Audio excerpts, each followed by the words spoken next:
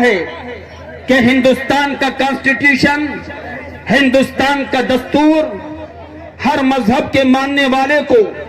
مذہب کی آزادی فراہم کرتا ہے، ہر مذہب کے ماننے والے کو اس کے مذہبی آزادی کا مکمل اختیار حاصل ہے۔ برادران ملت اسلامیہ، ماضی قریب سے پچھلے 6-7 سالوں سے ہندوستان یہ دیکھ رہا ہے کہ پچھلے 6-7 سالوں سے ہندوستان میں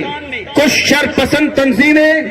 کچھ شرپسند تحریکیں اسلام اور مسلمانوں کے خلاف آواز اٹھا رہی ہیں۔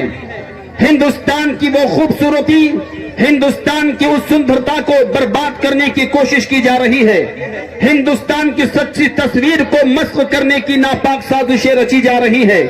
6-7 سالوں سے مسلسل یہ دیکھا جا رہا ہے،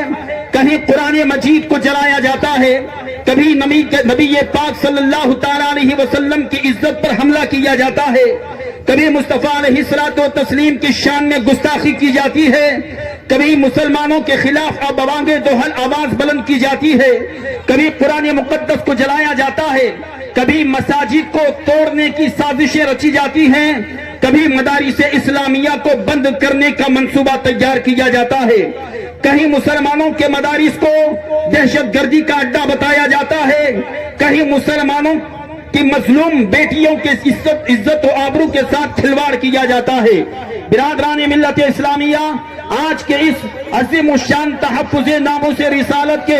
اس عظیم الشان اجلاس میں میں عوام اہل سنت داونگیرہ اور اس کے مضافات سے آنے والے تمام تر مسلمانوں کو میں یہ پیغام دینا چاہتا ہوں، یہ پے در پے روز بروز ایک مسئلہ ختم نہیں ہوتا کہ دوسرا مسئلہ لا کر کھڑا کر دیا جاتا ہے۔ کبھی اماں عائشہ کی شان میں گستاخی ہوتی ہے، کبھی جناب ابو بکر صدیق کی شان میں گستاخی ہوتی ہے۔ یہ گستاخیوں کا سلسلہ پے در پے چالو ہے اور پے در پے مسلسل چل رہا ہے، ایک مسئلہ ختم نہیں ہوتا، دوسرا مسئلہ لا کر کھڑا کر دیا جاتا ہے۔ برادران ملت اسلامیہ، ہمیں اس چیز پر سنجیدگی سے سوچنے کی، سمجھنے کی ضرورت ہے کہ یہ بار بار مصطفیٰ علیہ الصلوۃ والتسلیم کی شان میں گستاخی کیوں کی جا رہی ہے، کیوں بار بار مصطفیٰ علیہ الصلوۃ والتسلیم کی شان میں دشنام ترازیاں کی جا رہی ہے۔ برادران ملت اسلامیہ، میں آپ کو ذہن دینا چاہوں گا، یہ منصوبہ ان کا نہیں ہے، یہ منصوبہ اسرائیل سے ملا ہوا ہے۔